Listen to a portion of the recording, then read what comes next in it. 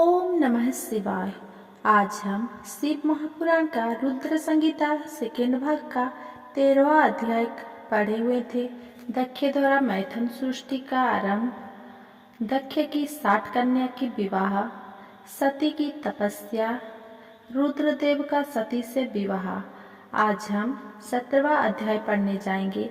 सती को शिव से वर की प्राप्ति। ब्रह्मा जी कहते हैं, हे नारद, सती ने अश्विन मास के शुक्ल पक्ष की अष्टमी को उपवास किया।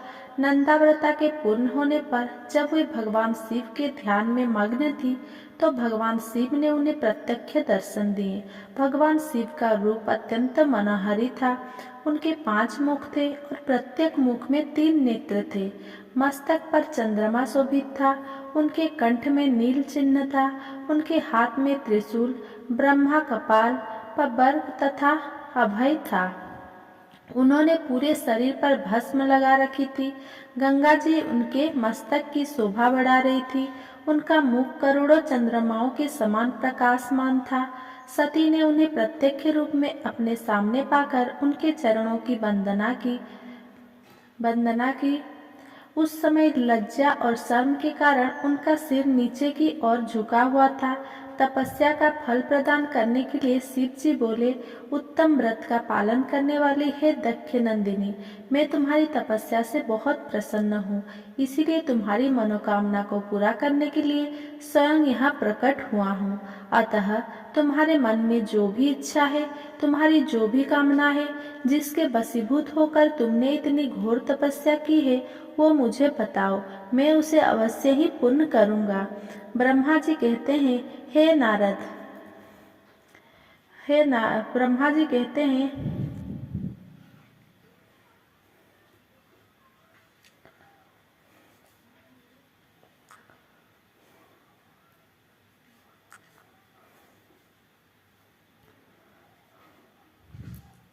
हे मुने, जगदीश्वर महादेव जी ने सती को मनोरथ को समझ लिया था।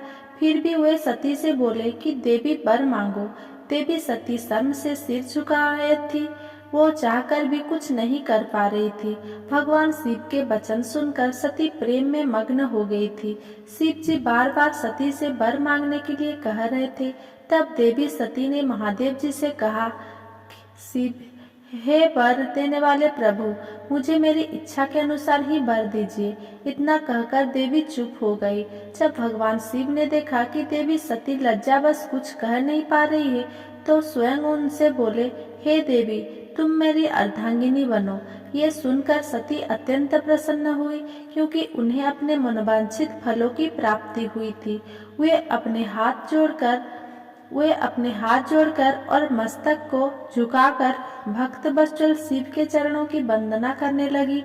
सती बोली, हे देवादिदेव महादेव, प्रभु, आप मेरे पिता को कहकर वैवाहिक विधि से मेरा पाणी ग्रहण करें।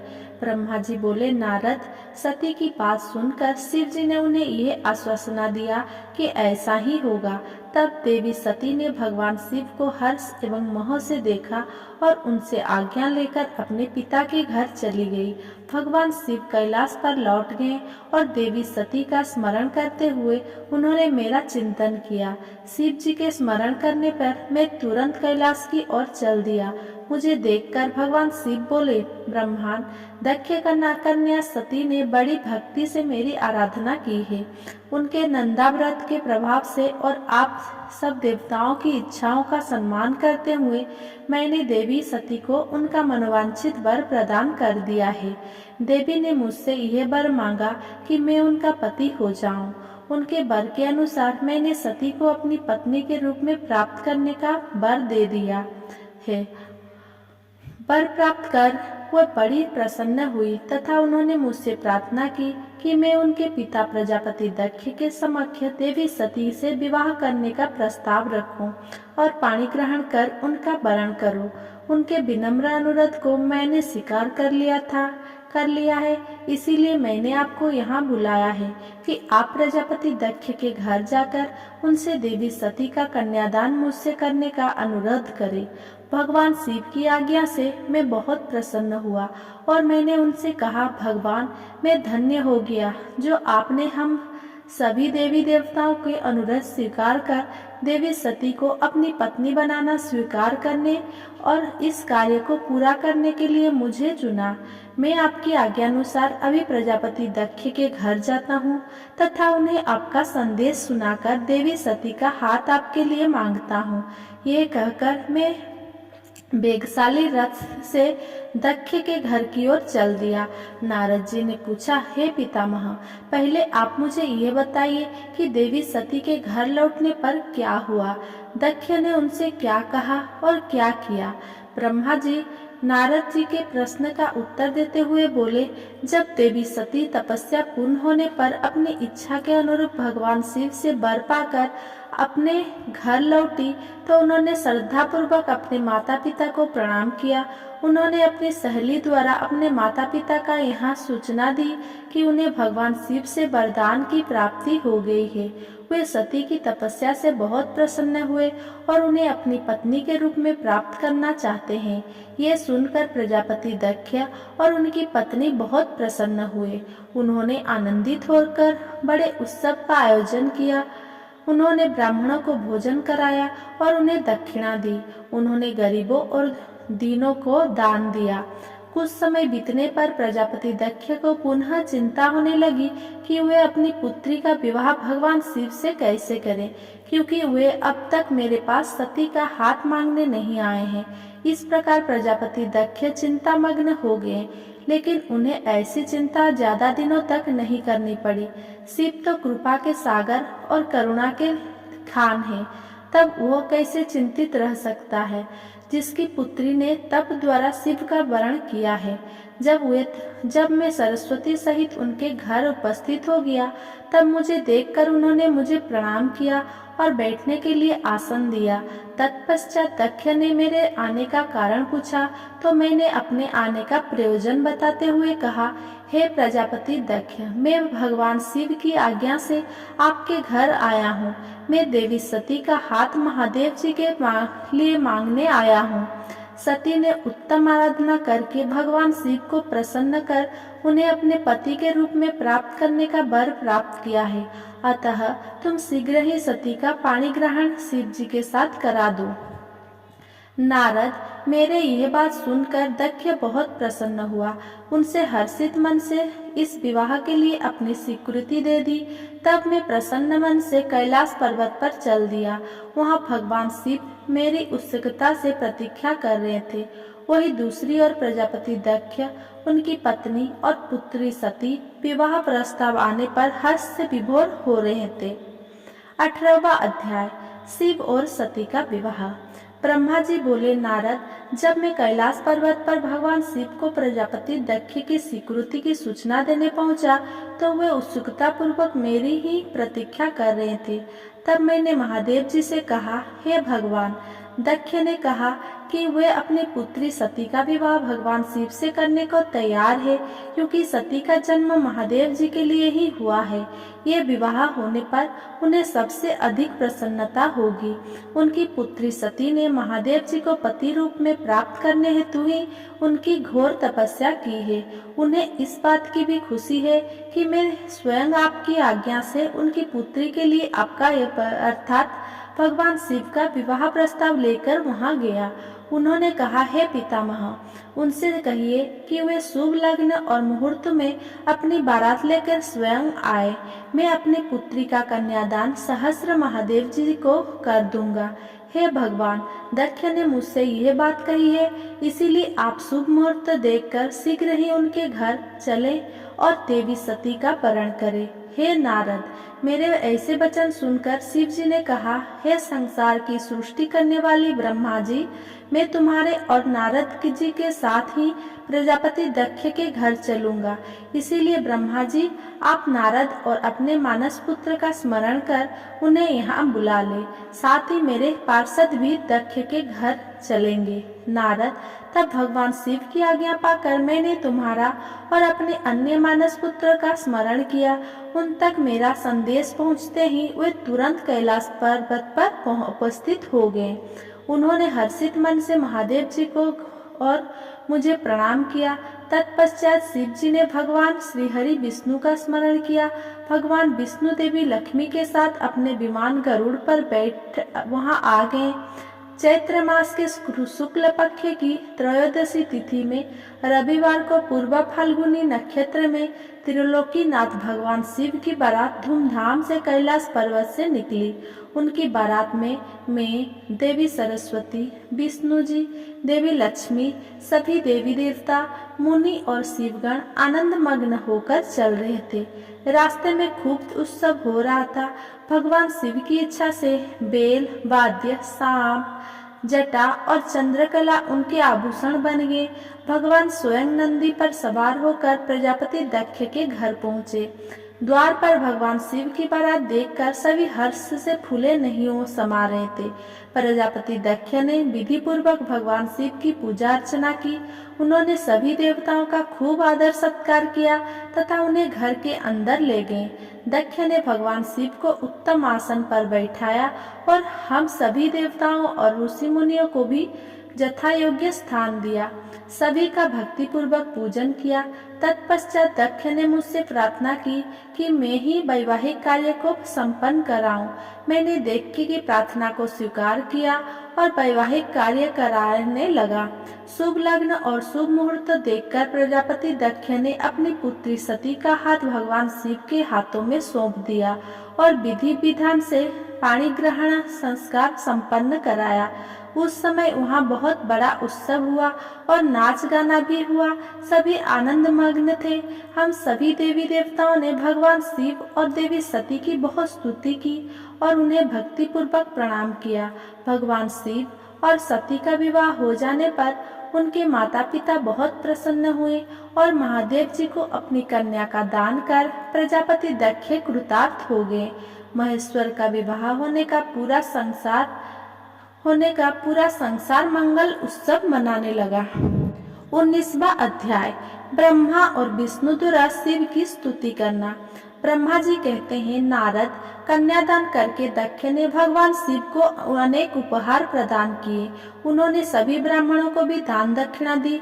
तत्पश्चात भगवान विष्णु अपनी पत्नी लक्ष्मी जी सहित भगवान शिव के समक्ष हाथ जोड़कर खड़े हो उनकी आराधना करने लगे। वे बोले, हे दया सागर महादेव जी, आप संपूर्ण जगत के पिता हैं और देवी सती सबकी माता है। भगवान, आप दोनों ही अपने भक्तों की रक्षा के लिए और दुष्टों का नाश करने के लिए अनेक अवतार धारण किए करते हैं।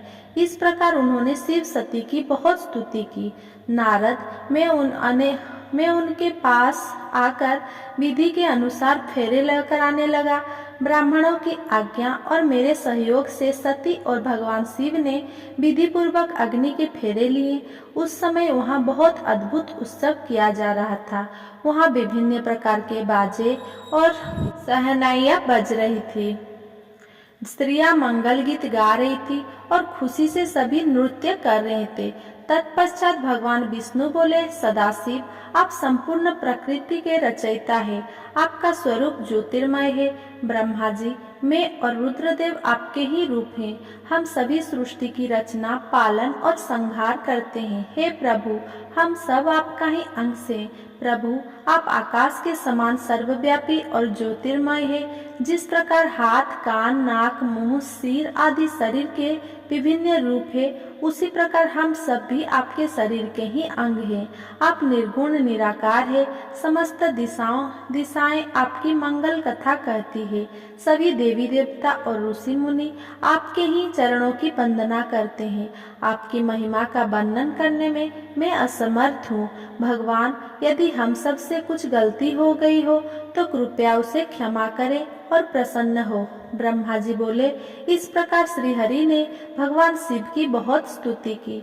उनकी स्तुति सुनकर भगवान शिव बहुत प्रसन्न हुए। विवाह की सभी रीतियां को पूर्ण होने पर हम सभी ने महादेव जी एवं देवी सती को बधाइयां दी तथा उनसे प्रार्थना की कि वे अपनी कृपा दृष्टि सदैव सभी पर बनाए रखे, वे जगत का कल्याण करे। तत्पश्चात भगवान शिव ने मुझसे कहा, हे ब्रह्मांड, आपने मेरा वैवाहिक कार्य संपन्न कराया है, अतः आप ही मेरे आचार्य हैं। आचार्य को कार्य सिद्धि के लिए दक्षिणा अवश्य दी जाती है, इसीलिए आप मुझे बताइए कि मैं दक्षिणा में आपको क्या दूं। महाभाग, आप जो भी मांगेंगे मैं उसे अवश्य ही दूंगा। मुने, भगवान शिव के इस प्रकार के वचन सुनकर मैं हाथ जोड़कर उनके सामने खड़ा हो गया। मैंने उन्हें प्रणाम करके कहा, हे देवेश, यदि आप मुझे अपना आचार्य मानकर कोई वर देना चाहते हैं तो मैं आपसे यह वर मांगता हूँ कि आप सदा इसी रूप में इसी वेदी पर विराजमान रहकर अपने भक्तों को दर्शन दे। इस स्थान पर आपके दर्शन करने से सभी पापियों के पाप धुल जाएं। आपके यहाँ विराजमान होने से मुझे आपका साथ प्राप्त हो जाएगा।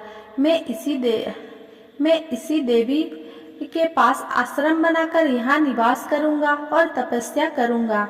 हे प्रभु, मेरी यही इच्छा है। चैत्र मास के शुक्ल पक्ष की त्रयोदशी को पूर्वा फाल्गुनी नक्षत्र में रविवार को दिन जो भी मनुष्य भक्तिभाव से आपका दर्शन करे उसके सभी पाप नष्ट हो जाएं, रोगी मनुष्य के सभी रोग दूर हो जाएं। इस दिन आपका दर्शन कर मनुष्य जिस इच्छा को आपके सामने व्यक्त करे उसे आप तुरंत पूरा करें। हे प्रभु, आप इस दिन सभी को मनोवांछित वर प्रदान करें। भगवान, यही वरदान मैं आपसे मांगता हूँ। मेरी यह बात सुनकर भगवान शिव बहुत प्रसन्न हुए। वे बोले, हे ब्रह्मा, मैं आपकी इच्छा अवश्य ही पूरा करूँगा। तुम्हारे वर के अनुसार मैं देवी सती सहित इसी वेदी पर विराजमान रहूंगा। यह कहकर भगवान शिव देवी सती के साथ मूर्ति रूप में प्रकट होकर वेदी के मध्य भाग में विराजमान हो गए। इस प्रकार मेरी इच्छा को पूरा कर जगत के हित के लिए प्रभु शिव वेदी पर अंश रूप में विराजमान हुए। 20वां अध्याय, शिव सती का विदा होकर कैलाश जाना। ब्रह्मा जी बोले, हे महामुनि नारद, मुझे मेरा मनवांछित वरदान देने के पश्चात भगवान शिव अपनी पत्नी देवी सती के साथ लेकर अपने निवास स्थान कैलाश पर्वत पर जाने के लिए तैयार हुए। तब अपनी बेटी सती और दामाद भगवान शिव को विदा करते समय प्रजापति दक्ष ने अपने हाथ जोड़कर और मस्तक झुकाकर महादेव जी को भक्ति पूर्वक स्तुति की। साथ ही श्री हरि सहित सभी देवी देवता और ऋषि मुनियों ने हर्ष से प्रभु का जय जयकार किया। भगवान शिव ने अपने ससुर प्रजापति दक्ष से आज्ञा लेकर अपनी पत्नी को अपनी सवारी नंदी पर बिठाया और स्वयं भी उस पर बैठकर कैलाश पर्वत की ओर चले गए। उस समय वृषभ पर बैठे भगवान शिव और सती की शोभा देखते ही बनती थी। उनका रूप मनोहारी था। सब मंत्रमुग्ध होकर उन दोनों को जाते हुए देख रहे थे। प्रजापति दक्ष और उनकी पत्नी अपनी बेटी और दामाद के अनोखा रूप पर मोहित हो उन्हें एकटक देख रहे थे। उनकी विदाई पर चारों ओर मंगल गीत गाए जा रहे थे, विभिन्न वाद्य यंत्र बज रहे थे। सभी भगवान शिव देवी सती के साथ अपने निवास कैलाश पर पहुँचे। सभी देवता सहित मैं और विष्णु जी भी कैलाश पर्वत पर पहुँचे। भगवान शिव ने उपस्थित सभी देवी देवताओं और ऋषि मुनियों का हृदय से धन्यवाद किया। भगवान शिव ने सभी को सम्मान पूर्वक विदा किया। तब सभी देवताओं ने उनकी स्तुति की और प्रसन्नता पूर्वक अपने अपने धाम को चले गए।